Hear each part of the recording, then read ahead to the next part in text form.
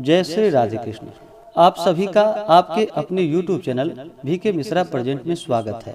आइए आज आप सब सुनेंगे कार्तिक मास कृष्ण पक्ष में पड़ने वाली रमा एकादशी व्रत की कथा। तो बोलिए प्रेम से भगवान विष्णु की जय, माता लक्ष्मी की जय, एकादशी माता की जय। एक समय की बात है, एक बार महाराज युधिष्ठिर ने भगवान श्री कृष्ण से कहा कि हे प्रभु, अब आप कृपा करके कार्तिक मास के कृष्ण पक्ष की एकादशी के महात्म्य का वर्णन कीजिए। पांडु नंदन की ऐसी वाणी को सुनकर भगवान श्री कृष्ण ने कहा कि हे राजा, कार्तिक मास के कृष्ण पक्ष की एकादशी का नाम रमा है।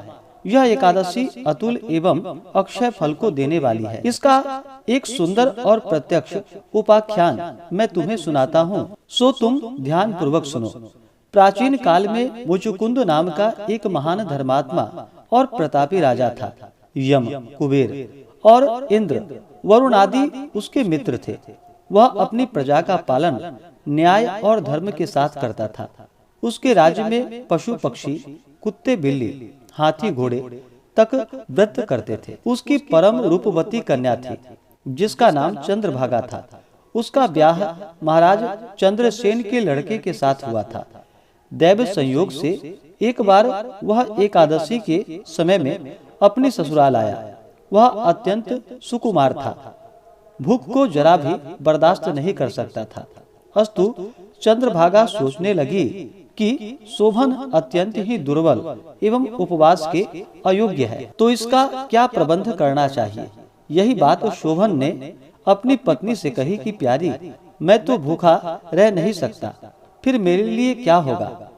चंद्रभागा ने कहा कि हे प्राणनाथ, यही चिंता मुझे भी व्याप्त हो रही है, क्योंकि यहाँ पर तो कुत्ते बिल्ली, हाथी घोड़े तक खाना नहीं खाते, तो मनुष्यों का क्या कहना।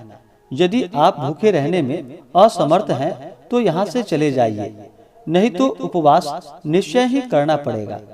चंद्रभागा के ऐसे वचन को सुनकर शोभन ने कहा, फिर क्या किया जाए, मैं भी व्रत करूंगा।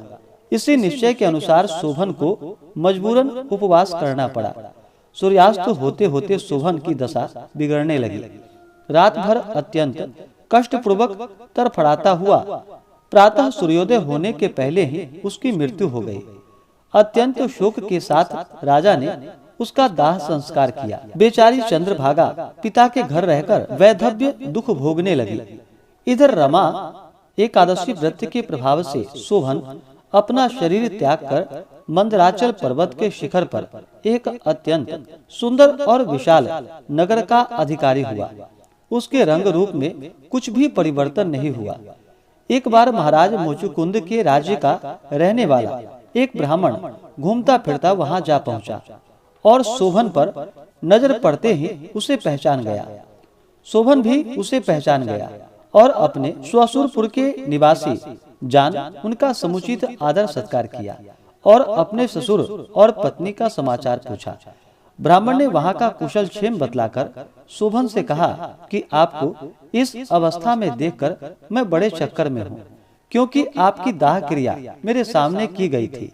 शोभन ने कहा कि महाराज, यह सब रमा एकादशी का प्रभाव है, परंतु यह अभी नाशवान है, क्योंकि मैंने अश्रद्धा पूर्वक इस व्रत को किया था। अब तुम यहाँ से जाकर मेरी पत्नी चंद्रभागा से यह वृतांत कहना, क्योंकि उसको अचल और अस्थाई वही बना सकती है। शोभन के ऐसे वचन को सुनकर उस ब्राह्मण ने अपने राजा के यहाँ जाकर राजपुत्री से यह सारा वृतांत कहा। राजकन्या ने सारी कथा सुनकर ब्राह्मण से कहा कि तुमने जो कुछ कहा क्या वह सत्य है। ब्राह्मण ने कहा कि ध्रुव सत्य है।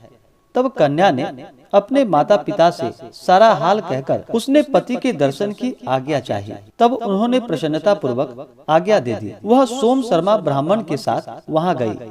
मार्ग में उसे ऋषि वामदेव का आश्रम मिला। उनके पूछने पर कन्या ने सारा का सारा वृतांत ज्यों का त्यों उनको सुनाया। तब महर्षि ने प्रसन्नता पूर्वक वेद मंत्रों द्वारा उसका अभिषेक किया। उन वेद मंत्रों के प्रभाव से वह अति दिव्य स्वरूप वाली हो गई और अपने पति के पास पहुंची। शोभन ने अपनी स्त्री का समुचित आदर किया और उसको अपने सिंहासन पर वाम भाग में स्थापित किया। तब चंद्रभागा अत्यंत प्रसन्न हो कहने लगी कि प्राणनाथ, मैं अपने पिता के घर रहकर अर्जित किए हुए पुण्यों के प्रभाव से आपके इस राज्य को अटल और अचल बनाती हूँ, क्योंकि अपने बाल्यकाल से ही एकादशी व्रत को मैंने श्रद्धा पूर्वक किया है। हे राजन, इस प्रकार इस रमा एकादशी व्रत के पुण्य फल द्वारा चंद्रभागा विधवा से सधवा हो राज सुख का भोग करने लगी। इस रमा एकादशी के महात्म्य को कहने और सुनने वाला अवश्य ही अपने सब पाप नष्ट कर यहाँ के सब सुखों को भोग कर अंत में विष्णु लोक को प्राप्त करता है। तो बोलिए प्रेम से भगवान विष्णु की जय, माता लक्ष्मी की जय, एकादशी माता की जय। इसी प्रकार से जो भी भक्त सच्ची श्रद्धा के साथ नियम और निष्ठा के साथ रमा एकादशी का व्रत करते हैं तो उनके सभी पाप नष्ट हो जाते हैं तथा सभी प्रकार के वैभव सुख समृद्धि की प्राप्ति होती है और अंत में भगवान विष्णु के धाम की प्राप्ति होती है। तो आशा करता हूँ कि यह कथा आपको अच्छा लगा हो। इसी प्रकार से ज्ञानवर्धक जानकारियाँ प्राप्त करते रहने के लिए चैनल पे अगर आप नए हैं तो चैनल को लाल बटन दबा करके सब्सक्राइब करें, साथ में बेल आइकन घंटी को दबाएं ताकि वीडियो का नोटिफिकेशन आपको समय से मिलता रहे। वीडियो को लाइक करें, शेयर करें। सुखी रहें और स्वस्थ रहें। जय श्री राधे कृष्ण। धन्यवाद। आप सभी भक्तों पर भगवान विष्णु माता लक्ष्मी का कृपा सदैव बना रहे।